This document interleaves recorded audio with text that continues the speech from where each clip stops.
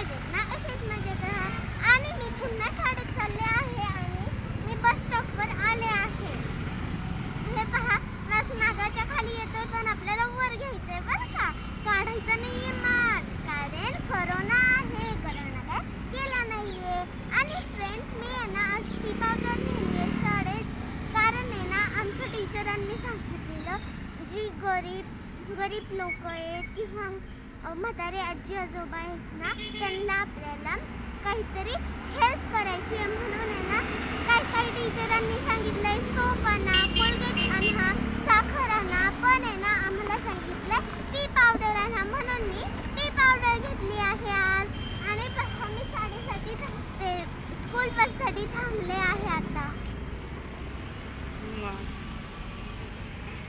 आणि फ्रेंड्स, हे तुम्ही पाहत असाल, कारण ही मराठी शाळा आहे. तर ठीक आहे फ्रेंड्स, आता मी तुम्हाला नंतर भेटते. Bye bye. हाय फ्रेंड्स, कसे आहात तुम्ही सर्वजण? मजेत ना? असेच मजेत राहा. तुमची क्रेझी गेन येऊन आता अर्धा तास झालेला आहे. आल्याच्यानंतर हातपाय वगैरे धुतले, फ्रेश वगैरे झाले, ॲपल वगैरे खाल्ला आणि आता होमवर्क करायला बसलेले आहे. हे पहा, तुम्हाला पाहायचा होता ना होमवर्क. हे पहा, जवळून दाखवते. बेटा हाय कर. हाय. कोणत्या सब्जेक्टचा होमवर्क करते ते सांग ना. मराठी.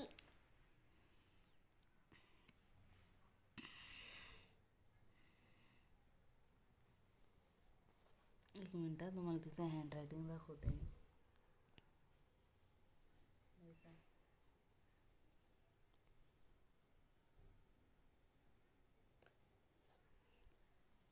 फक्त पेपरमध्येच नाही, त्याच्या नोटबुक वगैरे आहे त्यामध्ये पण तिचा टापटिप्पणा तुम्ही पाहू शकता, खूप आहे. एक एक अक्षर ती आहे ना मनपूर्वक. हे पहा, आत्ता ही पट्टी वगैरे सर्व काही जवळ घेऊनच बसले आहे. पहा, इथं कंपास बॉक्स आहे. कंपास बॉक्समध्ये इरेझर, शॉर्पनर सगळं आहे. आणि पेन्सिलला टोक करताना ज्यावेळेस शॉर्पनर करते त्यावेळेस हे पहा, इकडे तिकडे कचरा नाही टाकत, याच्यामध्येच टाकते कंपासमध्ये. मग नंतर ना काय करते, डस्टबिनमध्ये नेऊन ते झटकते, जेणेकरून काय होतं आसपास तिच्या घाण नाही होत. तिला स्वच्छता खूप आवडते. हे पहा, कसा बॉक्स वगैरे करून व्यवस्थित लिहिलेला आहे. तिला टापटिप्पणा खूप आवडतो. तुम्ही पण आहे ना असंच टापटिप्पणा हँडरायटिंगमध्ये वगैरे लिहित जा.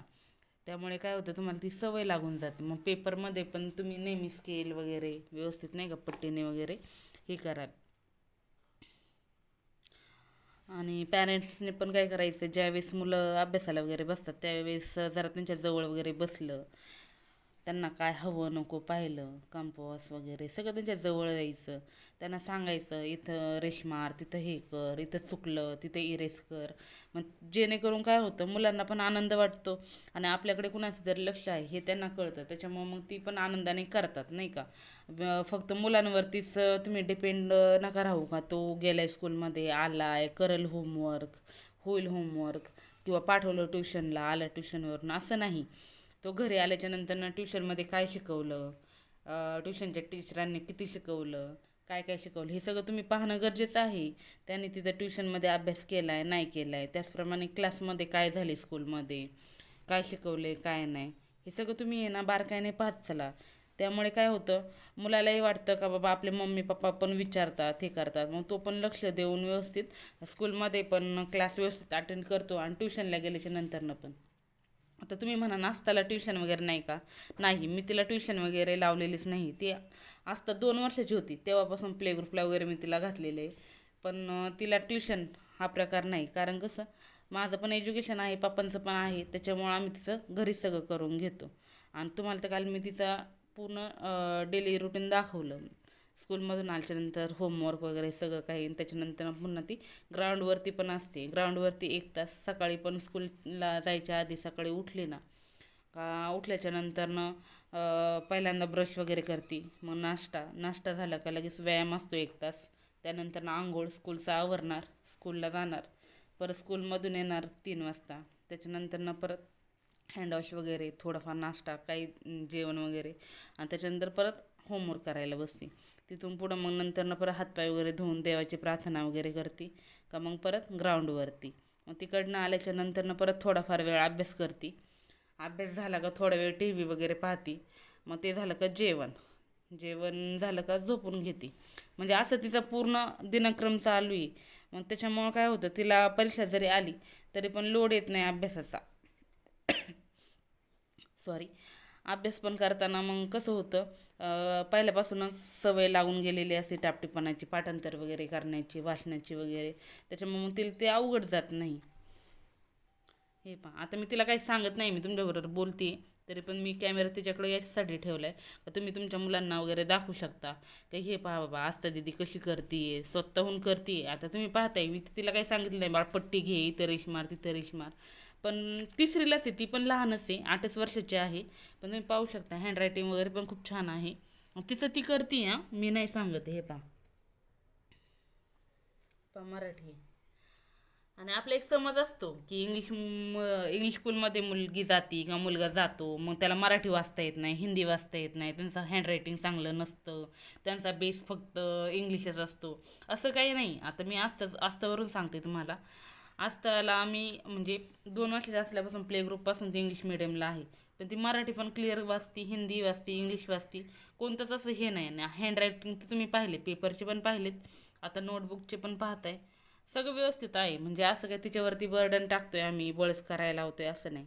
आत्ता पण तुम्ही पाहताय ती स्वतःहून करते. तिला असं सांगायची गरज नाही पडत की बाळा बस, नको करू, किंवा हे केलंच पाहिजे, असं काही नाही. आणि हे कसं असतं, आपण म्हणतो मुलाची आमच्या मुलगा अभ्यासात कमकुवत आहे, त्याची बौद्धिक क्षमता नाही, तो करू नाही शकत, मुली सिन्सिअर असतात, मुलं सिन्सिअर नसतात, असं काही नाही. तुम्ही जर त्यांना समजून सांगितलं बाळा असं कर तसं कर, तर ती स्वतःहून करतात. त्यांना आवड, आपण जसं समजून सांगू त्यातून त्यांना आवड वगैरे निर्माण होती.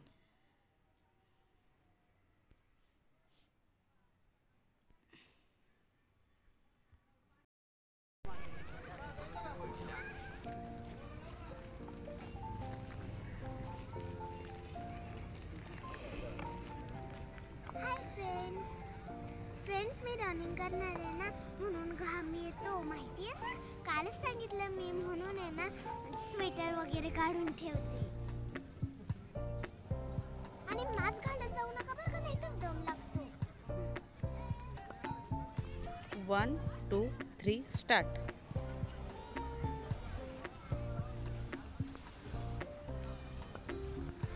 खूप छान वातावरण आहे. ह्या वेळेचं वातावरण तर खूप छान असते. इथं ग्राउंडवरती मोकळी हवा वगैरे, मोकळं वातावरण. खूप लोक येतात तिथं फिरण्यासाठी वगैरे, नाही का.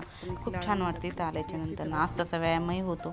आस्था 4 ते 5 किलोमीटर रोजची पळते. तुम्हाला मी सांगितलं आहे सकाळी व्यायाम असतो, त्याचप्रमाणे ह्या टायमाला रोज 6 वाजता 7 वाजेपर्यंत तिचं रनिंग वगैरे इथं आल्याच्या नंतर चालू असते. हे पहा, चंद्र आकाशात दिसत आहे. 6 वाजले आहे पण दिवस लवकर जातोय, त्याच्यामुळे चांदमामा पण लवकर आलेला आहे. चंद्र आलेला आहे. मस्त वातावरण आहे. खरंच छान वाटतं घराच्या बाहेर आल्याच्या नंतर थोडंसं वातावरण, ढगाळ वातावरण आहे थोडंफार. मैदान खूप मोठं आहे. इथं बरेचसे लोक व्यायाम करण्यासाठी, काही मुलं पोलीस भरतीचे वगैरे प्रॅक्टिस वगैरे करण्यासाठी येतात, काही अकॅडमीवाले पण असतात, आणि भरपूर लोक व्यायाम वगैरे करण्यासाठी, वॉक वगैरे करण्यासाठी येतात. हे पहा कशी खातात तिथं आनंदाने. प्रत्येकाला आशा लागलेली असते, लहान मुलांप्रमाणेच मुक्या जनावरांचं, मुक्या प्राण्यांचं हे असतं, त्यांनाही आशा लागलेली असते का कोणीतरी आपल्याला काहीतरी आणेल. आपल्या घरातले लहान मुलाला कशी आशा लागलेली असते का बाबा कोणीतरी आपल्याला चॉकलेट आणन, हे आणन, ते आणन. तसंच ह्या भटक्या कुत्र्यांना पण तशी आशा लागलेली असते. तुम्ही पण अशी कुठं गेले, तुम्हाला जर कुत्री दिसली तर प्लीज त्यांना काही ना काहीतरी टाकत चला.